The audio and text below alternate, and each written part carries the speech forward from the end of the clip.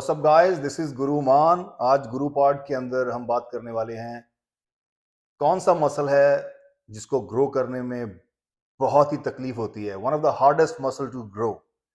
देखिए, एक्टोमॉर्फ की बात की जाए, एक्टोमॉर्फ फ्रेम के अंदर जो भी आता है, लगभग 90 से 95% एक्टोमॉर्फ पीपल, उनका हार्डेस्ट मसल ग्रो करना है वो है calves. Ectomorph is a small frame, small waist, and of course उनका लोअर एरिया काफी थिन होता है। उनके लिए muscle size, muscle mass gain करना काफी हार्ड होता है compare to someone who is mesomorph. Mesomorph की बात की जाए, उनका हार्डेस्ट मसल जो है, हार्डेस्ट पार्ट जो है बॉडी के अंदर, that is the rectus abdominal. उनका कोर जो एब्डोमिनल एरिया है, उनके लिए उसको स्लिम कर पाना ज्यादा मुश्किल है। Let's talk about the ectomorph hardest muscle to grow, calves. Why? First is genetics.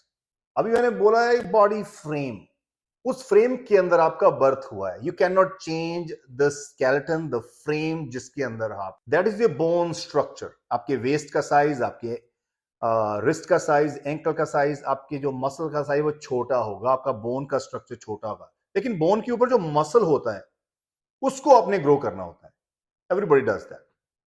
You have to work hard to gain that, and that's why कब क्या होता है, अगर आपका जो हार्ड मसल है ग्रो करना, वीक मसल है जो आपका, वो आपका फेवरेट मसल नहीं होता, क्योंकि बहुत जान लगानी पड़ती है और कभी कभी हम उस पर चीट करते हैं अक्सर। That's the reality.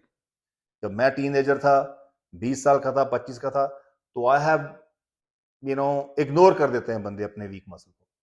And then later on जब आप काफी मेच्योर होते हैं, यू अंडरस्टैंड दैट यार, स्ट्रॉन्ग मसल को आप और ट्रेन स्ट्रॉन्ग बनाते जा रहे हैं, वीक मसल को आप उतना टाइम नहीं दे पाते। चलिए, मैं अब बात कर रहा हूं अबाउट कैव्स का। पहला प्रॉब्लम है जेनेटिक्स। जेनेटिक्स के कारण उनकी कैव्स जो है वो स्मॉल है, बल्कि उनको काफी हार्ड वर्क करना पड़ेगा उसको ग्रो करने के लिए। सारा दिन हम कैव्स का इस्तेमाल करते हैं, चलना, भागना, सीढ़ियां चढ़ना, उठना, दौड़ना, जॉग करना, कुछ भी खेलना, एनीथिंग यू डू।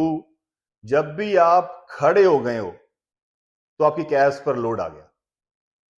सिर्फ कैब्स आपकी कब काम नहीं करती? ऑफ कोर्स जब आप लेटे होते हो।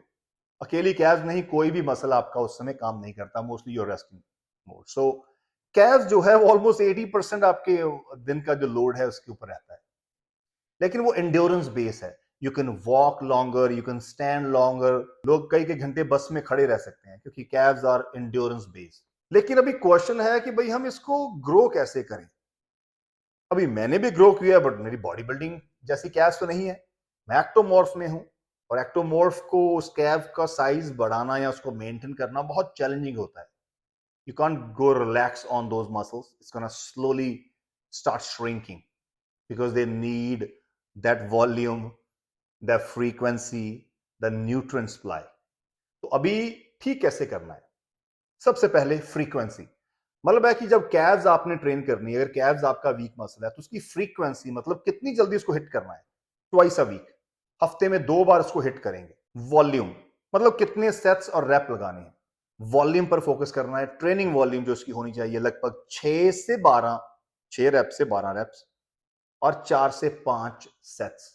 जब 6 से 12 की बात कर रहा हूं तो बात कर रहा हूं मैं हाइपरट्रॉफी ट्रेनिंग। हाइपरट्रॉफी के अंदर क्या कर रहे हैं? कैव्स के अंदर दो जो मसल है, आपको मालूम है, गैस्ट्रोनेमियस एंड सोलियस। कैव के अंदर जो मसल फाइबर की बात करें, जो ज्यादा एंगेज करने की जरूरत है, जो हम बहुत ज्यादा एंगेज नहीं करते सारा दिन, type 2A, type 2B muscle fibre. इसीलिए हम हाइपरट्रॉफी की ब्रैकेट के अंदर है, ना कि हम 2A और 2B दोनों को ट्रेन कर पाए। You understand that? So hypertrophy is going to be our important thing जब हम मसल ग्रो की बात करते हैं। उसके बाद रेंज ऑफ मोशन। जब हम सारा दिन वॉक करते हैं तो हमारे रेंज ऑफ मोशन, जो रेंज है वो उतनी ज्यादा नहीं होती। मतलब हम स्ट्रेच एंड कॉन्ट्रैक्ट तो नहीं करते सारा दिन, कोई भी नहीं करता।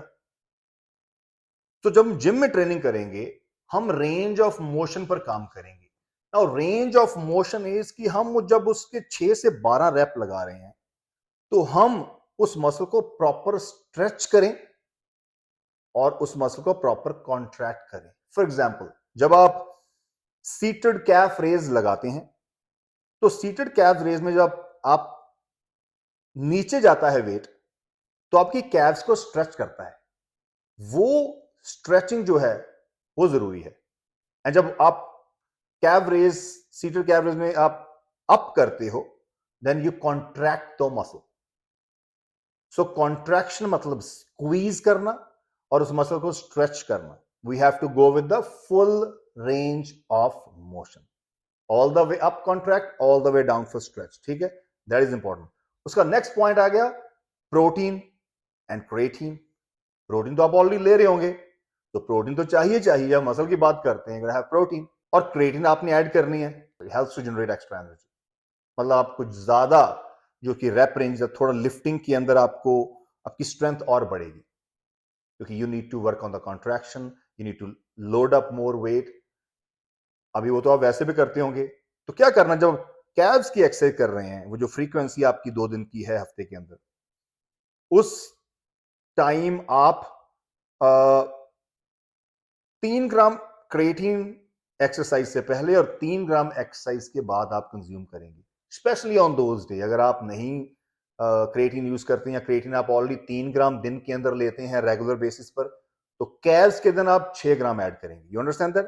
अगर आप वे प्रोटीन दिन के अंदर ले रहे हैं, जब कैव्स ट्रेन कर रहे हैं, तो आपने वहां पर 10 से 20% प्रोटीन और ऐड कर देना है। अगर आप 180 ग्राम प्रोटीन ले रहे हैं, तो अभी आपका उस दिन का गोल 200 ग्राम का है 198 के पास। You understand? So adding that 10 to 20% window, having the creatine double up creatine, not double up means too much, 3 से 6 उस दिन, that will give extra protein and creatine to that particular target muscle जो आपने train किया है। Of course आप कैफ से अकेली ट्रेन तो नहीं करेंगे, आप लेग्स भी करेंगे, तो ये legs will get all the nutrients as well। उस दिन आप न्यूट्रिशन के अंदर 500 कैलोरीज बढ़ाएंगे। You will go on 500 caloric surplus. अगर आप दिन के अंदर 2600 कैलोरीज ले रहे हैं, लेट्स पुट दैट वे, अगर आप 2600 कैलोरी ले रहे हैं, 3100 कंज्यूम करेंगे उस दिन। You understand that? ये जो चेंजेस है, अगर ये आप 5-6 चेंजेस करते हैं और आपका कोई भी वीक है, लेट्स पुट कि आपका बाइसेप्स वीक है, let's do the same formula for biceps. Full range of motion, all the way stretch, all the way peak contraction, adding creatine, adding protein, adding 500 calories, volume and frequency, any weak muscle। तो अगर आप ये tips apply करेंगे, I'm telling you, any जो भी आपका week muscle है, आपका हार्डेस्ट होगा शायद, अगर आप सुन रहे हैं, हो सकता है कैव्स आपका मसल इतना हार्ड नहीं है, ट्राइसेप आपके लिए टफ है, हो सकता है आपके लिए आपके क्वाड्स का इश्यू, हो सकता है आपका शोल्डर और चेस्ट का है, तो just apply the same formula same रहेगा and get the results. This is Guru Mann, guys। GuruPod के अंदर आज इतना ही। Over and out।